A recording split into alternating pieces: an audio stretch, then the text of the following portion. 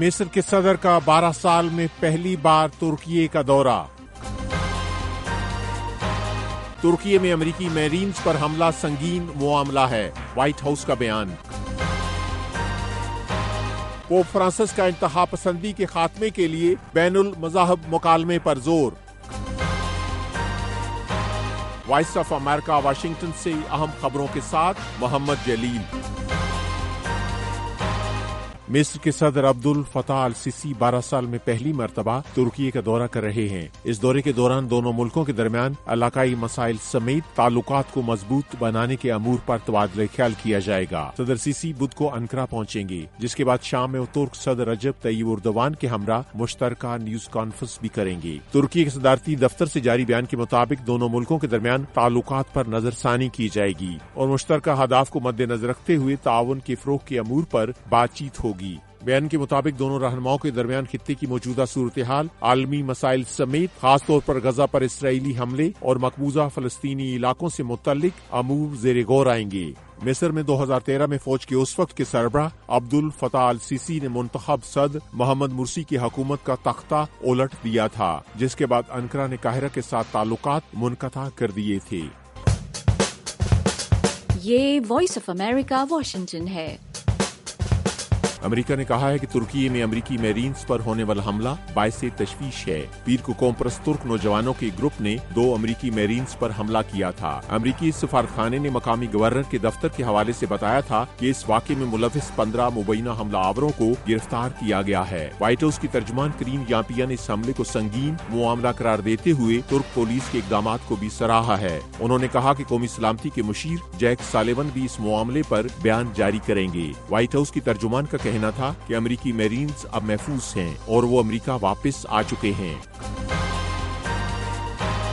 اسرائیلی forces نے منگل کو غزہ میں فلسطینی عسکری تنظیم حماس کے خلاف مختلف کارروائیاں کی ہیں۔ فلسطینی حکام کا کہنا ہے کہ ان کارروائیوں میں 35 فلسطینی ہلاک ہوئے ہیں۔ یہ کارروائیاں ایک ایسے وقت میں ہوئی ہیں جب بچوں کو پولیو سے بچاؤ کے قطرے پلانے کے لیے لڑائی میں عارضی وقفہ کیا گیا تھا۔ فلسطینی حکام کے مطابق رفح میں 4 خواتین اور غزہ کے شمال میں واقع ایک اسپتال میں تقریباً 8 افراد ہلاک ہوئے ہیں۔ غزہ میں ایک گھر پر اسرائیلی فضائی حملے میں بھی 9 افراد ہلاک ہوئے ہیں۔ اسرائیلی فوج کا دعویٰ ہے کہ اس نے حملے میں حماس کے عسکریت پسندوں کو نشانہ بنایا ہے، جن میں 7 اکتوبر کو حملوں میں ملوث کمانڈر سمیت 8 مسلح افراد کو بھی ہلاک کیا گیا ہے۔ ادھر عالمی ادارہ صحت کا کہنا ہے کہ غزہ میں لڑائی میں عارضی وقفے کے دوران 1,64,000 بچوں کو پولیو سے بچاؤ کے قطرے پلائے گئے ہیں۔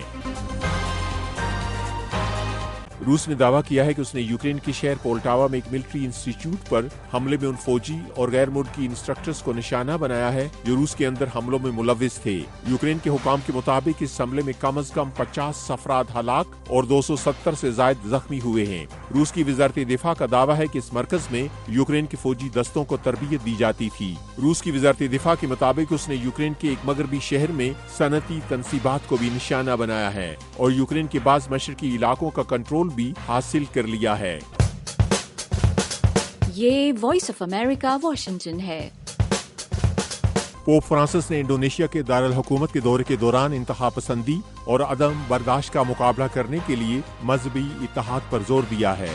کیتھولک مسیحیوں کے روحانی پیشوا پوپ فرانسس نے انڈونیشیا کے صدر جوکو ودودو سے ملاقات کے بعد گفتگو کرتے ہوئے کہا کہ انتہا پسند عناصر مذہب کو توڑ موڑ کر پیش کر کے اپنے عقائد نافذ کرنے کی کوشش کرتے ہیں اور اس کے لیے وہ تشدد اور دھوکے کا بھی سہارا لیتے ہیں۔ ان کا مزید کہنا تھا کہ کیتھولک چرچ انتہا پسندی کو کم کرنے کے لیے بین المذاہب مکالمے کی اپنی کوششوں کو تیز کرے گا۔ صدر ودودو نے پوپ فرانسس کے بیان سے اتفاق کرتے ہوئے کہا ہے کہ دنیا میں بڑھتی ہوئی ہنگامہ خیزی کے دور میں انڈونیشیا ویٹیکن کے ساتھ مل کر آزادی اور آباداری پھیلانا چاہتا ہے۔ انڈونیشیا کے دورے کے بعد پوپ فرانسس پاپوا نیو گینی، مشرقی تیمور اور سنگاپور بھی جائیں گے۔